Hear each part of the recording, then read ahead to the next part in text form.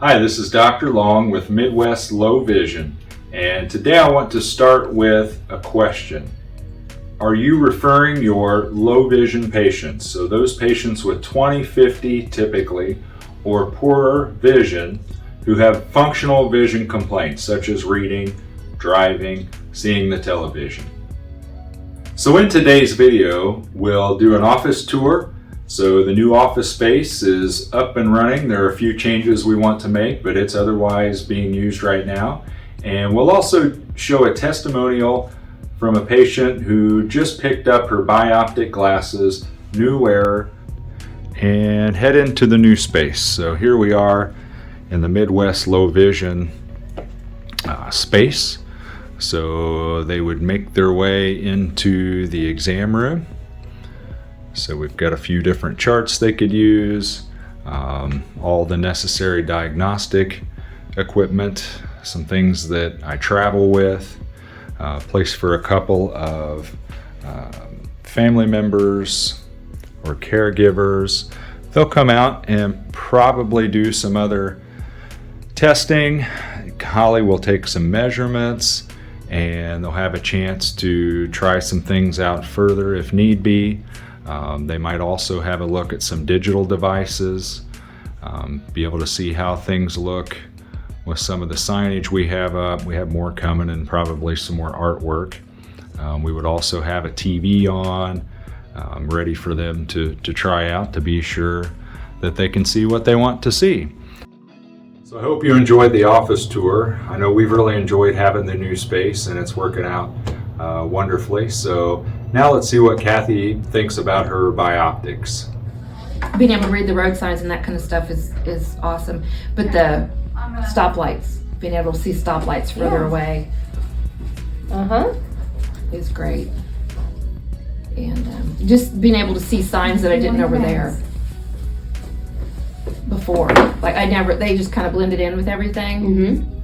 A lot of times when I'm just riding in the car, I just look through here because I'm like, I want to see what I haven't seen in a long time. Absolutely. And I have found out that when he's turning, either, doing a 90-degree turn, it's like, oh, I can't look through those because that made me dizzy. Yeah. But on the way home, we stopped at Martinsville at Rural King. Yeah. And I was reading the price signs and the signs on the wall, and they had a rack of magazines, and I was able to stand a long way back and be able to actually read what the magazine said. I mean, they were in fairly big letters. Yeah. And then I compared to how close I had to be to actually read them through the carrier lens, and it's like, yeah.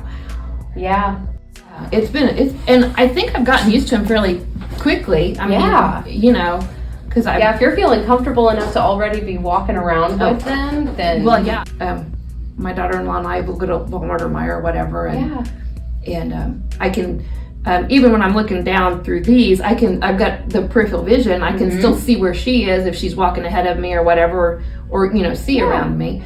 So, but I can read signs on the walls, and it's pretty amazing when you can do that for the first time after so long of just kind of giving up on being able to see it. Giving up, giving up.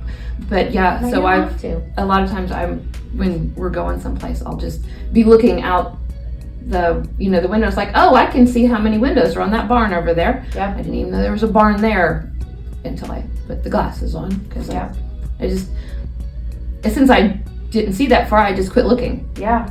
It sounds funny to say, but Think a little bit more, because remember that question I asked right at the beginning? Are you referring your patients for low vision care? So when you get to the end of your exam, have you addressed their functional vision needs? Usually that's reading, driving, watching television, hobbies, many other things, computer, work. But are you addressing those? And if you haven't, they should be referred for low vision care. So whether that's me or someone else, doesn't matter. Just let them know that it exists, because the number one question I get that always has me thinking, I don't know the answer to that, but they ask me, why didn't my regular eye doctor tell me this was available? Or why didn't they tell me sooner? And I never have a good answer for that, other than trying to get the word out and let them know that this is an important service and changes people's lives. So again, make that extra step, have your staff help you out, but let them know that low vision services are available.